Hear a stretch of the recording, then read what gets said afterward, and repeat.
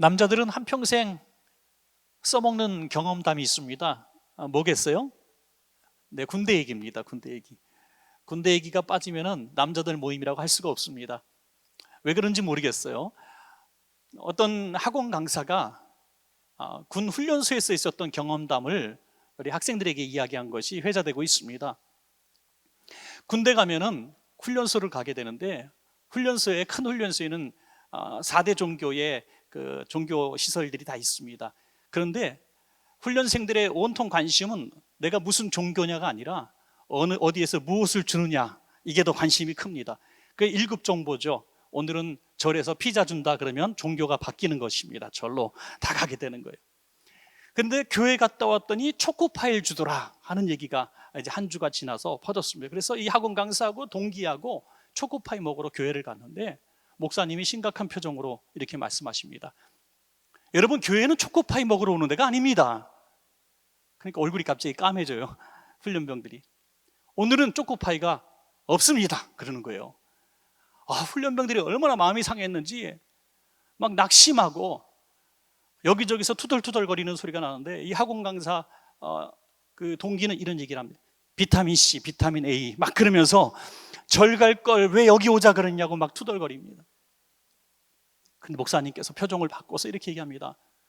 여러분, 우리 예수님은 초코파이 따위나 준비해 주시는 하나님이 아니십니다.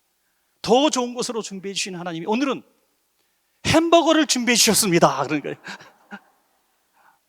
그것도 군대 햄버거 그거 아닙니다. 맥 햄버거를 준비해 주셨습니다. 그러니까 와, 함성을 지르고 난리가 난 거예요.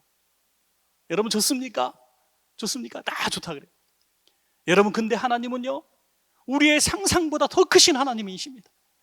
햄버거에 뭘 먹어야 되겠습니까? 콜라요 그래요. 예, 그렇습니다. 오늘은 햄버거와 코카콜라가 준비되어 있습니다. 그러니까 애들이 다 일어나서 할렐루야 찬양을 부르더래요. 종교가 다 바뀐 날이에요, 그날. 그렇게 교회를 나가서 세례를 받고 초코파이에 인생을 던졌던 친구들이 교회 집사님, 장로님, 목회자가 된 분들이 얼마나 많은지요.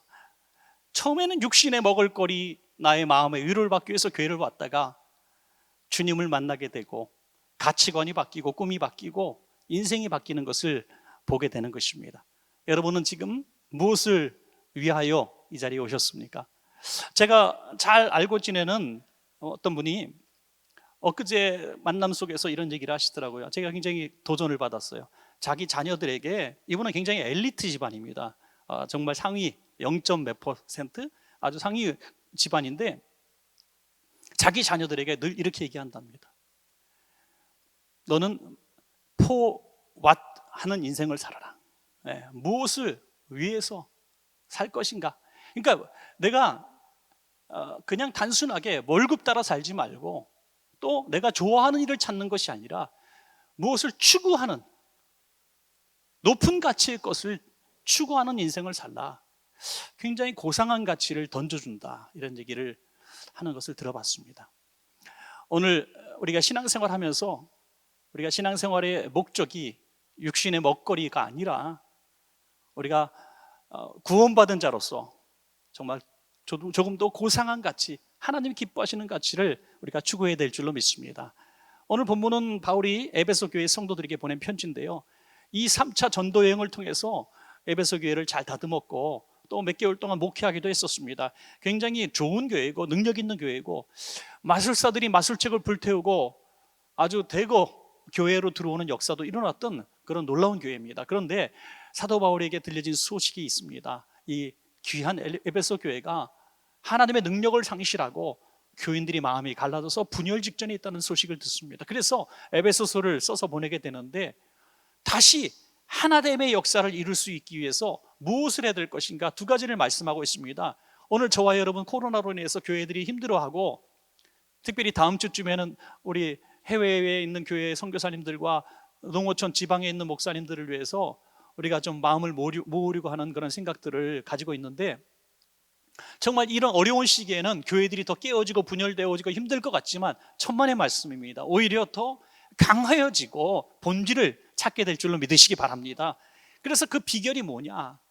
고난의 이 처해 있는 교회와 오늘 우리 원천교회가 어떻게 하면 다시 하나됨의 능력을 회복할 수 있는가, 두 가지의 말씀이 있습니다. 첫 번째는 우리 모두 하나님의 은혜로 구원받았음을 기억하는 것입니다. 여러분, 사도 바울은 이 과거의 얘기를 먼저 꺼냅니다. 너희는 과거에 어떤 존재였는 것을 잊어버렸느냐? 너희는 진노의 자식이 아니었느냐? 육체의 욕심을 따라서, 즐거움을 따라서 살다가, 그렇게 방탕하게 살다가, 이것이 최고인 양, 물질이 최고인 양, 명예가 최고인 양 살다가, 권력이 최고인 양 살다가 지옥 갈 인생 아니었느냐? 그런데 예수 그리스도께서 너희 원죄와 자범죄를 십자가에서 다 멸하여 주시고 그리스도와 함께 다시 살려주셔서 하나님 나라를 바라볼 수 있는 인생으로 변화시켜 주지 않았느냐? 진노의 자식이 하나님의 자녀가 된 것이 얼마나 놀라운 은혜이냐? 너희가 그것을 왜 잊어버렸느냐? 왜 잊어버렸느냐? 사랑하는 여러분, 지금 우리가 불만족스럽고 힘든 일들이 많을 겁니다. 교회에 대해서, 성도들에 대해서, 이 나라에 대해서, 삶에 대해서 피곤하고 지치다 보니까 짜증도 나고 원망도 나고 섭섭한 일도 있을 거예요.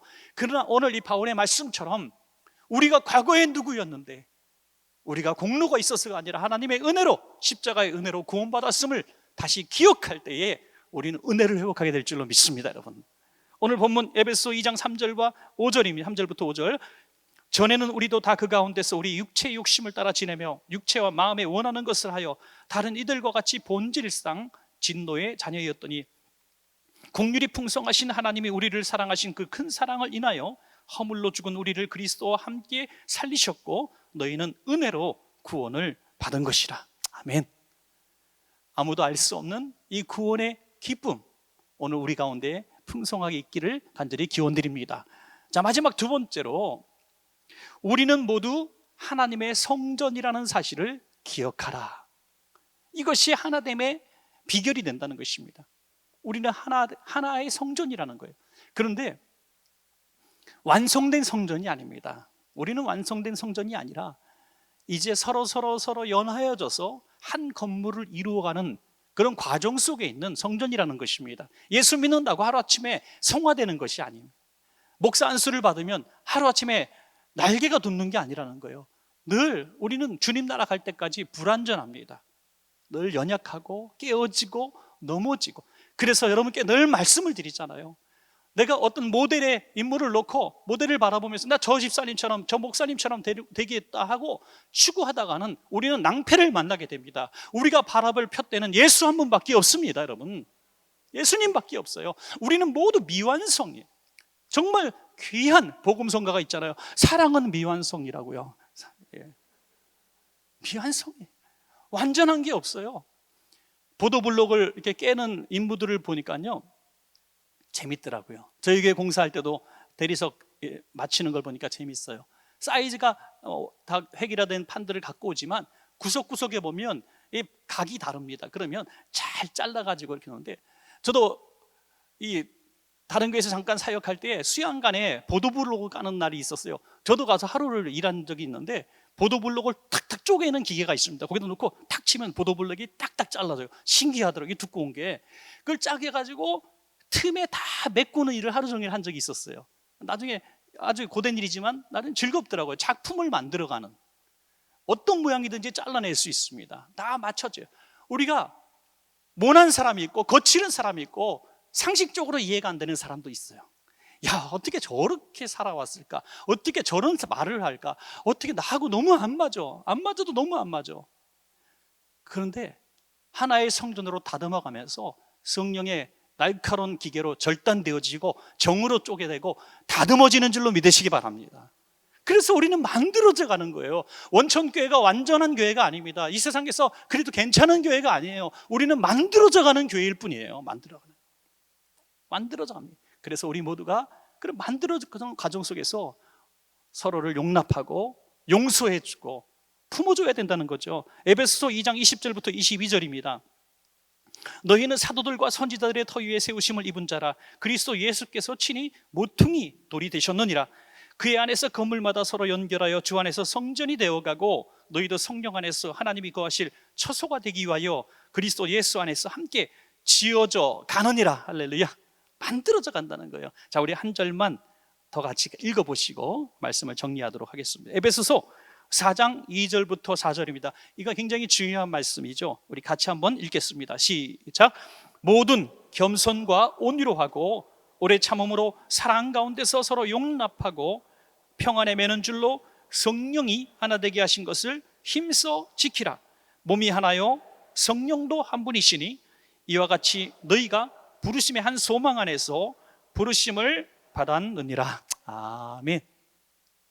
성령님은 하나 되게 하시는 영이신 줄로 믿습니다. 여러분, 우리가 하나 될 어떠한 이유도 없고 또 그런 방법도 알 수가 없어요.